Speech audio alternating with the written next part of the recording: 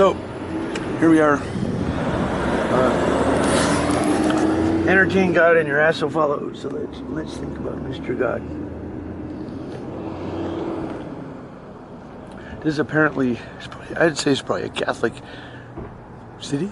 I don't know. This diner is Catholic. It has the, everybody seems like a good person.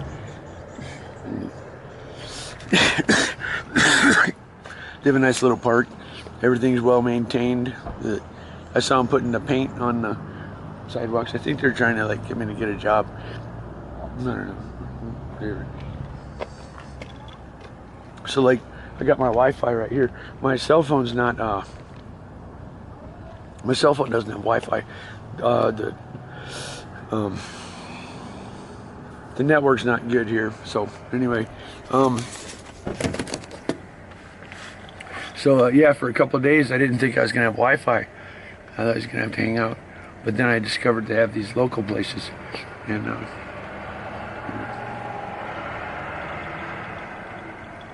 so they have a bathroom in here. Remember when I was at Denny's, I was like buying $16 meals just to use the Wi-Fi and stuff. So apparently there's a pond a mile out of town that people go to. Some homeless people have been living here and stuff. So for my shower, I'm gonna be going to a pond. So it looks like I'm in the clear. Looks like I'm in the clear until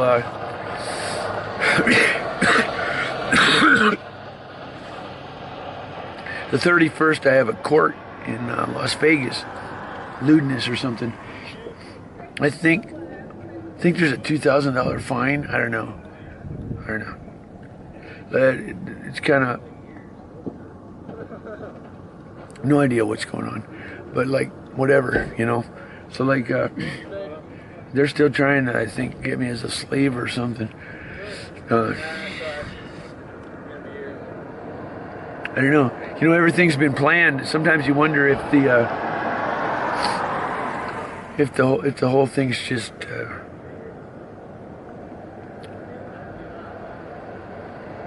a trial for me to go through. Like, I don't know, like not good guys and bad guys, but I don't know. I wonder what the Las Vegas shooting was about. They like put me in mental hospital. They were pretty rude, you know. They had no reason to do what they did. Put me in mental hospitals and prison and shit. They were kind of brutal, you know. I was like, fuck it, you know. Suffer to get your reward. And then they got hit with that shooting. I don't know what that was. How's it going? Going.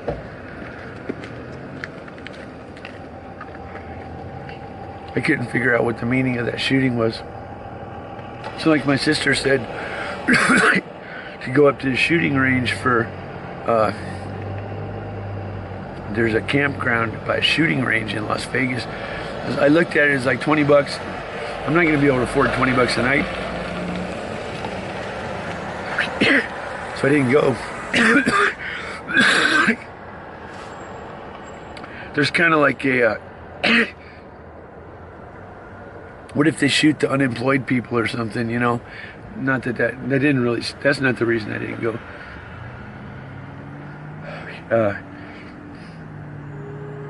So they shot country people?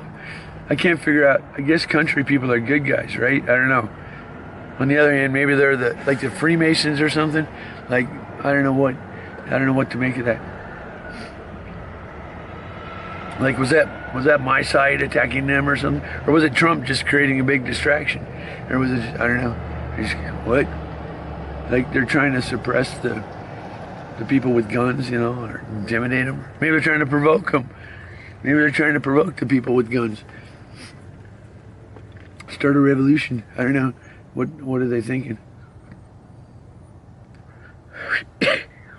So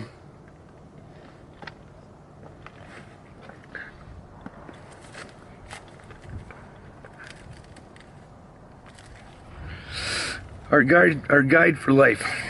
I will instruct you and teach you in the way in which you should go. I will counsel you with my eyes upon you. When we arrive at dilemmas in life and are unable to decipher the right direction to go, if we hope to maintain our joy in the process, we must allow the Lord to be our guide, our strength, our wisdom, our all. It's easy to read those words, but so tough to carry through on them. When we do, however, it's nothing short of remarkable how peaceful and happy we can remain. The pressure's on His shoulders, the responsibility's on Him, the ball's in His court, and an unexplicable joy envelops us. To be sure, such an unusual method of dealing with dilemmas is rare. There aren't many folks willing to turn the reins over to God, and it calls for humility, another rare trait among capable people. But it works. The Lord is master at taking our turmoil and revealing the best possible solution to us. So that's kind of like how Temple OS developed. I mean, I saw it happening, you know. The best possible solution came, but not always like the first try. It had to be like, I bounced off here and there and then ended up at the right spot. You know what I mean? Like, anyway, so yeah. Well, I'm not going to stop till I smoke this. I got to upload it.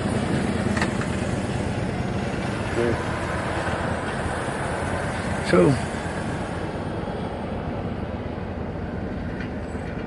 entertain Mr. God. So, like, I wonder if I should push myself for, I'm using old material, somewhat. Like, I don't know. I can write songs, I can do stuff. There's a lot of time in the day, you know. You get bored with one thing, you move on, write some songs. Take a shit in a plastic bag, in a garbage bag in your van and stuff like that. All kinds of activities. So that's kind of the thing that you got to do work, you know, to earn your, well, the benefits or something. So like, you know, you're constantly rearranging the van, and you have to crawl over the front seats and stuff.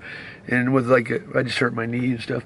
It's just, you have to earn, and you have to like wash your feet, and you're constantly trying, where am I going to use a restroom? And it's just, life is harder, you know, just the basics, you know. It's just like, so I'm doing work. Terry's avoided work. No, he's doing work.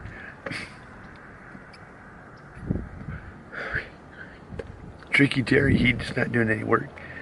Except testing. This is a perfect town for walking around. That's good. I was really, really worried about not getting my exercise. This is awesome. That solves the problem. I love walking around here. It's awesome. It's ideal. Yeah, I don't have any. I'll stay here. And I don't see any reason to leave here, you know. I guess I know where a laundromat is and everything. There's a, well, bathing in a pond. That's kind of, well, I guess so. But everything else is pretty good. That's kind of fascinating. Like, you know, you start doing this stuff and you start feeling like a soldier or something, you know. Like, that's what they do. That's what everyone did for most of history and stuff. Bathing in a pond. Okay? Jesus said you got to wash only your feet. So, like, that's interesting that, like, the Mexicans that go through the desert and stuff, Mexicans are living, you know, the illegals and stuff. I don't know. God's against immigration. But I can see a certain virtue or something in the trek, you know. You have to respect them for, I don't know. God wants you to give glory in your body, and I think it makes him happy when you're living like man was designed to live or something, you know. I think that makes him happy. But so anyway, let's see what God says.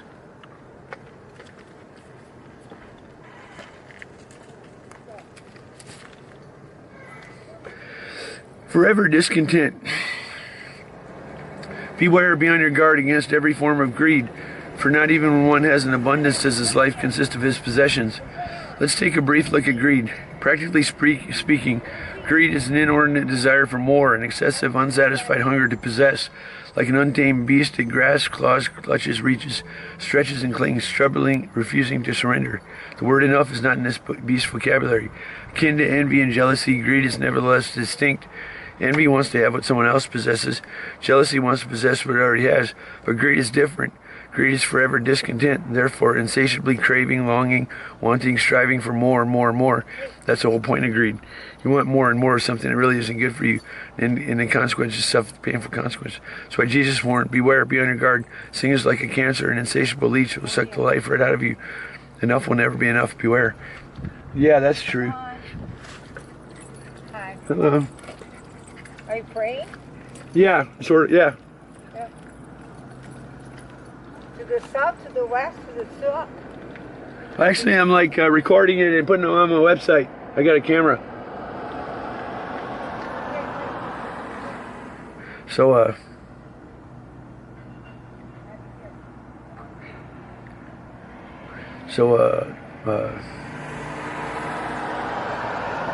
so yeah, I get on my soapbox. It's very exhilarating. Rah, rah, rah.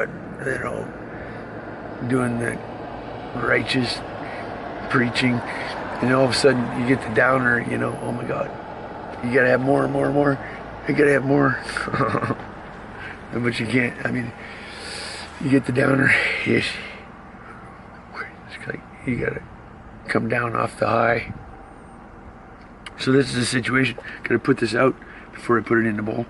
So I should, that's kind of fun. Like, this is classic, like, I don't know, Danny Davis, you know, like planning your little, I gotta have a little water bowl to put my cigarette out in.